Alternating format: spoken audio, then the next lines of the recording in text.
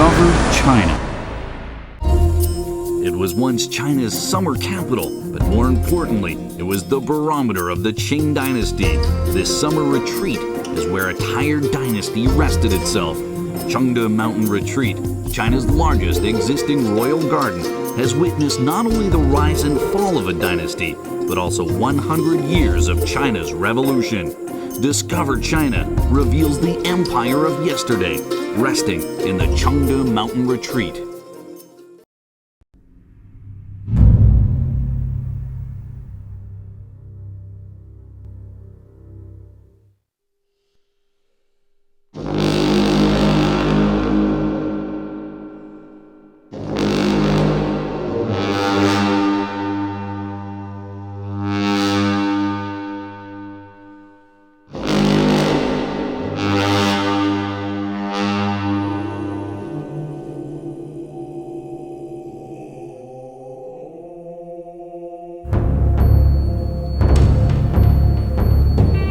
In June 1779, one of the political and religious leaders of Tibet, the sixth Panchen Ardeni, departed from Shigaze. With him were more than 2,000 monks and followers. The purpose of his trip was to attend Emperor Qianlong's 70th birthday celebrations. However, his destination was not the Forbidden City, but a temporary residence, the Chengde Mountain Retreat.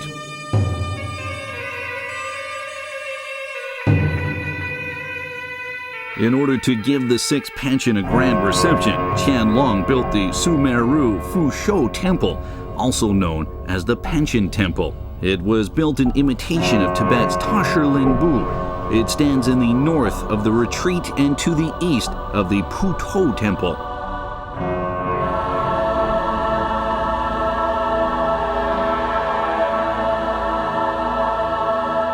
June 21st, 1780, Emperor Qianlong met the Tibetan leader at the mountain retreat.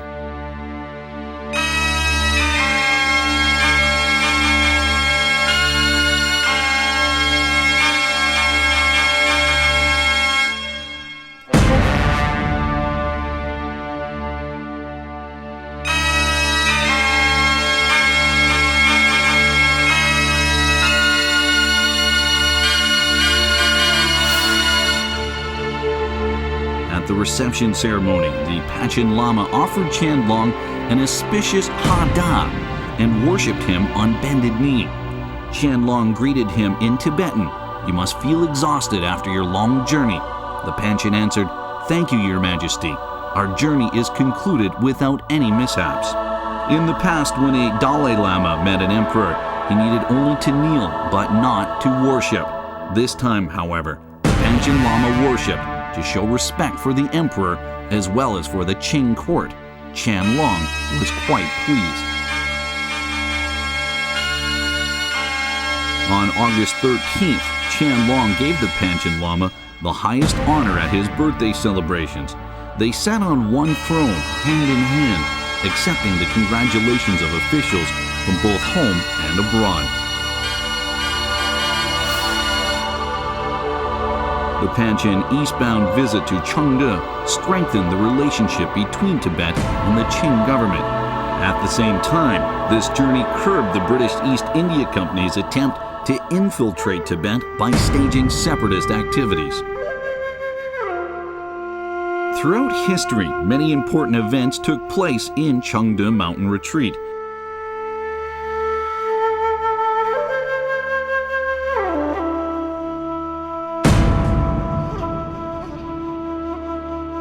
However, why did the Qing dynasty rulers build such a unique royal garden 500 miles away from the imperial palace?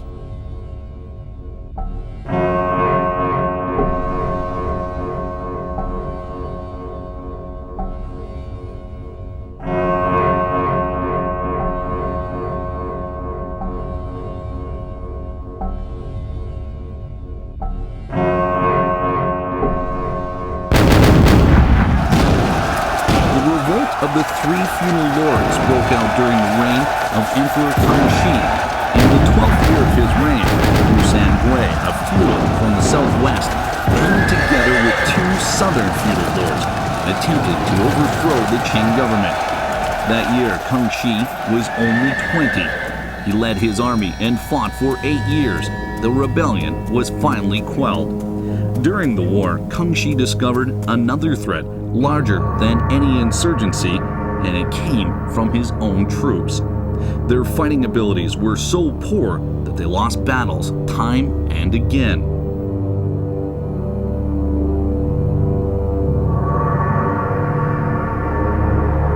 Kang Xi believed that the Eight Banners Army had been spoiled through having too easy a life. It had just been 30 years since the founding of the Qing dynasty. Could such an army effectively defend the country? The question on how to improve his army weighed heavily on the emperor's mind.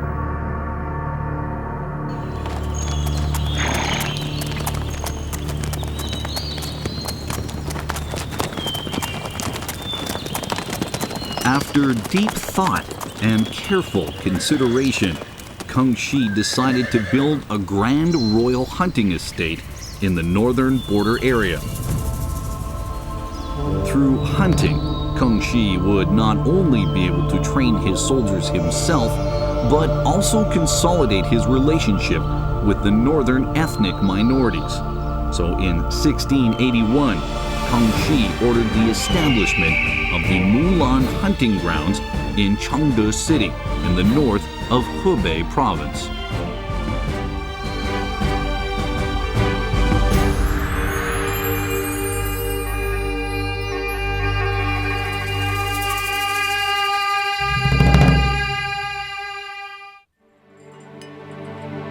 Mulan hunting ground borders on the Inner Mongolian grasslands. It covers an area of 10,000 square kilometers. Mulan means deer whistle in the Manchu language. A deer whistle was originally a tool which could make a similar sound to the bleating of a deer. Made of birch bark or tree branches, the whistle was only 2 or 3 inches long. The Eight Banners Army hunted with buckhorns attached to their heads. They blew a long wooden whistle to imitate the sound of courtship. As a doe runs to meet its mates at the sound, bucks run there to fight for its mate, and other animals waited for the prey. When more quarries were spotted, the emperor fired the first shot, his soldiers followed, and then the other nobles. Then everyone became involved in the hunt.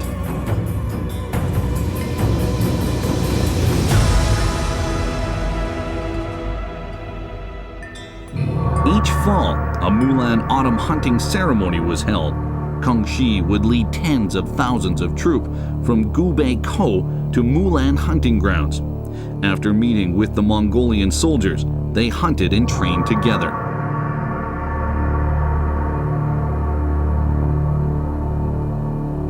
The hunt was just like a real war. They used real weapons. The emperor not only participated himself in the hunt, but also secretly observed and assessed his nobles and officials. At the end of the hunt, he rewarded those who excelled and punished those who had failed. As a result, the martial quality of the Qing army was substantially improved over a short period of time.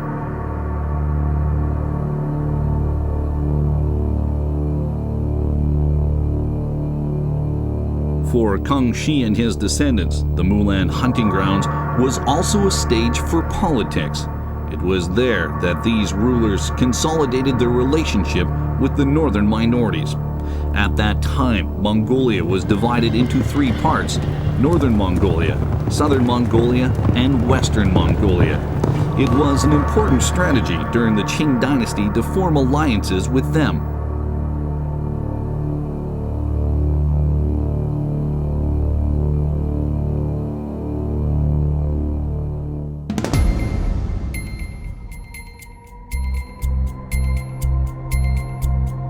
In a Russian-style boardroom, a representative of the Qing government was having a heated debate with his Russian counterpart.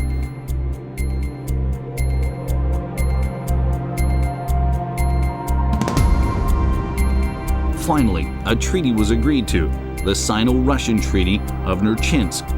One important provision in the treaty was to determine the Sino-Russian eastern border.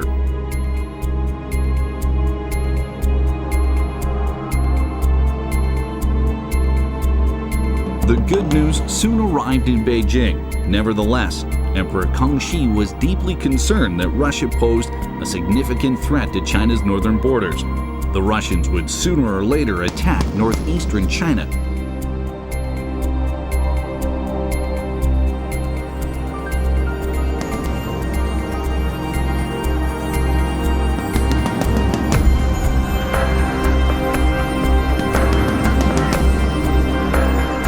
How could the borders be defended? First, Kangxi focused on the Great Wall in the north.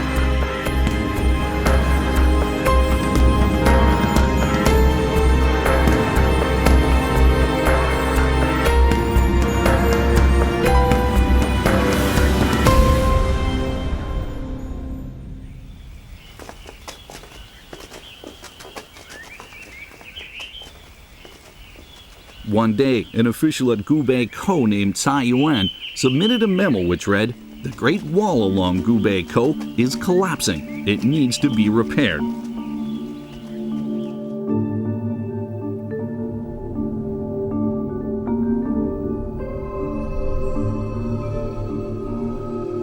After reading this, Kangxi's concern grew. Could the Great Wall ward off Russian aggression?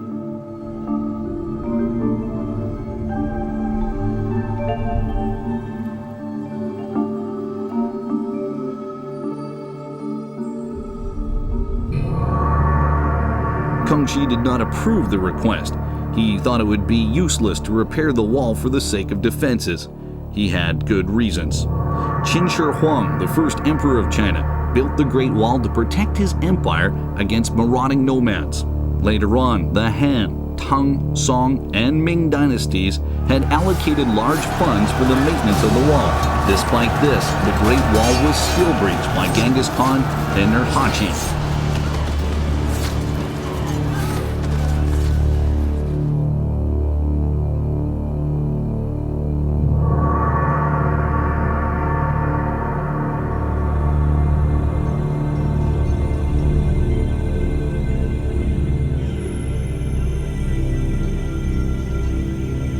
After the building of the Great Wall in the Qin dynasty, it was strengthened in the Han, Tang, and Song dynasties. However, the nation was still frequently threatened by other nations. The safety of the nation depends on winning the hearts of the people. When the people are happy, our nation is safe, and so are our frontiers. It is obvious that Emperor Kangxi already understood that unity is strength.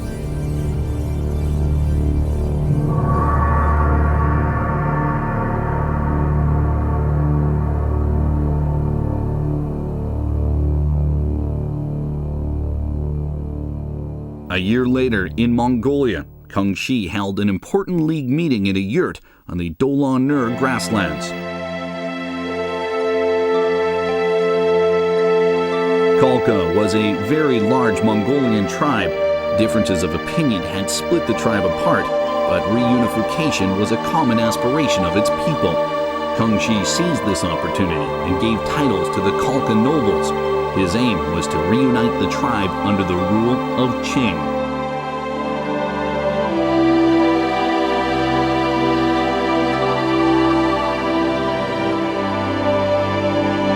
The success of the League strengthened his confidence in defending the country against Russian aggression with the help of the brave Mongolian warriors.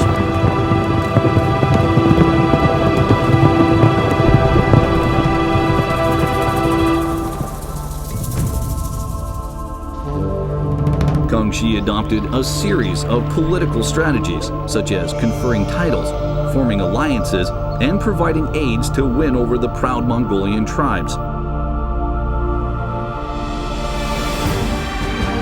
In this way, a strong alliance between the Qing dynasty and Mongolian tribes was formed in northern China, all to the end of forming a magnificently defended frontier.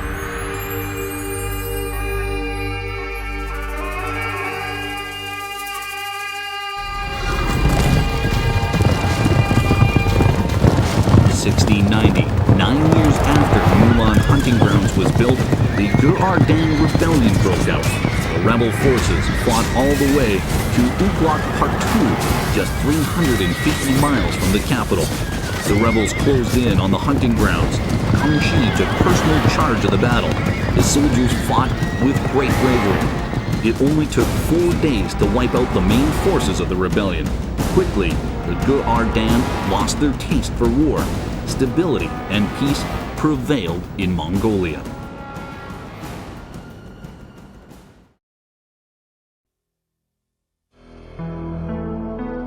Kang Shi reigned for 61 years, during which he went hunting in Mulan hunting grounds 48 times.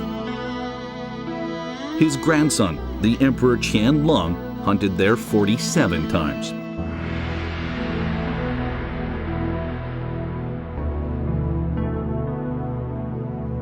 The emperor had to deal with government affairs and promulgate decrees while he hunted.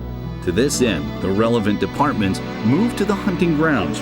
In order to house necessary resources, such as food and other goods, many small temporary palaces were established along the route.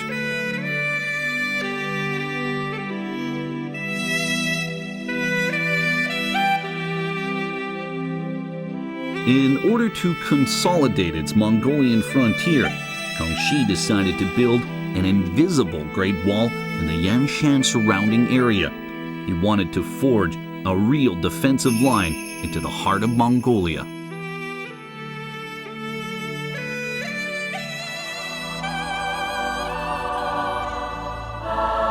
Between Gubei Ko and Mulan hunting grounds, Kang Shi started to build a temporary palace, the so-called Rehe Temporary Palace. This palace later became the Chengde Mountain Retreat. Kang Shi chose this place for 4 reasons.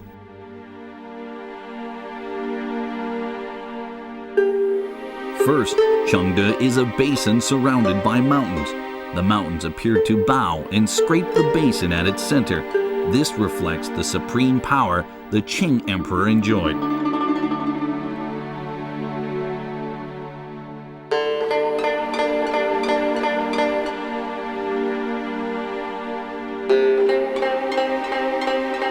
Second, it has a very high elevation with fresh breezes and a cool climate. As Beijing is an inland city, which is very hot in the summer, Chengde made an excellent summer residence. Third, it was close enough to Beijing that court memos from province officials could be delivered to it easily.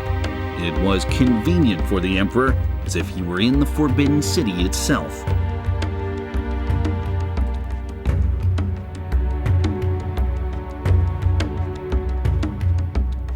Finally, it was situated in the Mongolian hunting grounds. With just a few tiny villages along the Rehe River, the population was small. Building such a large palace would not encroach on any societies. In addition, with the Wulia River and its swamps and plains, the palace would enjoy a magnificent view.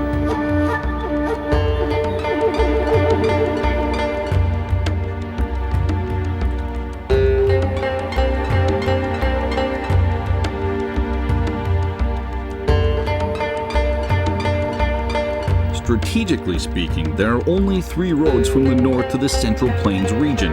One of them is from the Mongolian Plateau to the Zhuyongguan Pass. One runs through the strips of the Yanshan to Gubei Ko, and the other along the Bohai Sea coast to Shanhaiguan Pass. The mountain retreat was constructed on the second road.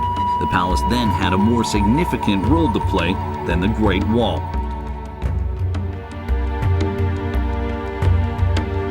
It connects both inner and outer Mongolia to the north, as well as places like Xinjiang to the northwest. To the east, it connects to China's northeast areas. To the south, it links up with the Central Plains. The mountain retreat closed the gap between the Qing dynasty and Mongolia, making it the best place for the government to have contact with ethnic groups in the north. As a result, the palace became a political and military hub second only to the Forbidden City.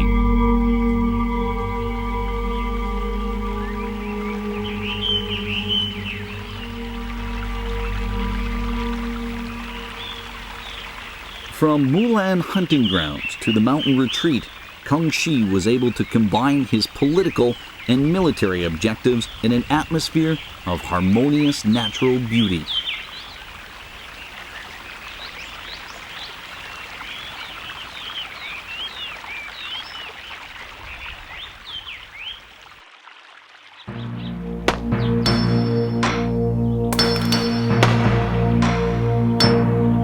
In 1703, Rehe Palace began construction based on Kangxi's design and under his command. In the 12th year of his reign, Rehe Palace was completed. In the 50th year, after the completion of the palace area, Rehe Palace was renamed the Mountain Retreat. Kangxi personally wrote the words Mountain Retreat on the front gate. A history of glory had begun.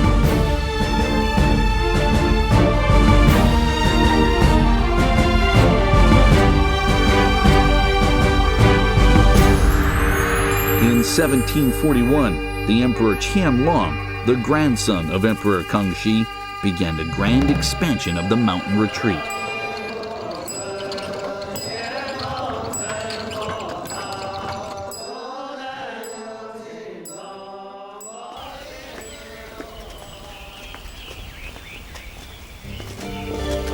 In 1792, the Mountain Retreat was completed after 89 years of work. It covers an area of 5.6 million square meters.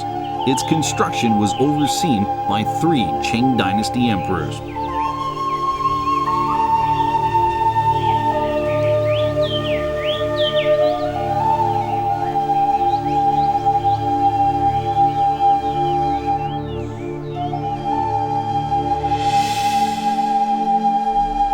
Although it was built for political purposes, it has come to be seen as the perfect combination between an imperial palace and royal park.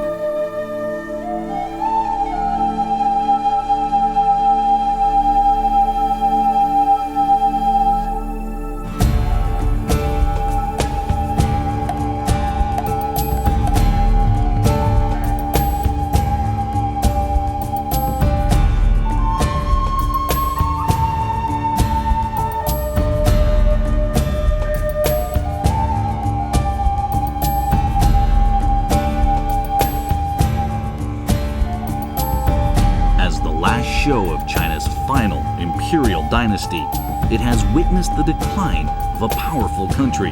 For over 200 years, it stood quietly in the mountains. However, its unique architecture and royal gardens, as well as its political influence and stunning scenery, makes Chengde Mountain Retreat one of the greatest building complexes in Chinese history.